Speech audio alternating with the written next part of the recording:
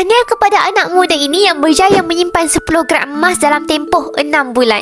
Seronoknya bila simpanan yang asalnya hanya dalam bentuk duit, kini bertukar menjadi emas fizikal 10 gram di tangan. Ini bukan perkara yang kecil tetapi hasil disiplin dan konsisten.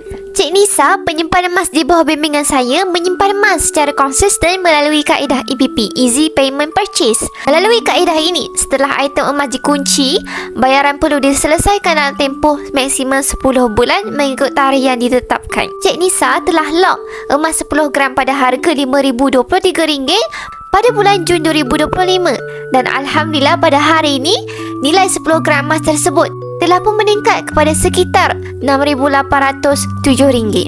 Selepas berjaya mencapai sasaran 10 gram, beliau menetapkan pula matlamat seterusnya iaitu memiliki 1 dinar emas dengan kaedah yang sama iaitu EPP. Beliau telah berjaya lock 1 dinar pada harga RM2,789. Inilah cara simpanan yang betul. Bila satu matlamat telah tercapai, jangan berhenti ataupun terlalu selesa. Sebaliknya, teruskan menabung sehingga capai matlamat yang seterusnya. Sebagai penyimpan emas, perempuan sebenarnya mempunyai 3 pilihan kaedah simpanan. Yang pertama, beli emas secara full payment. Yang kedua, simpan emas secara EPP.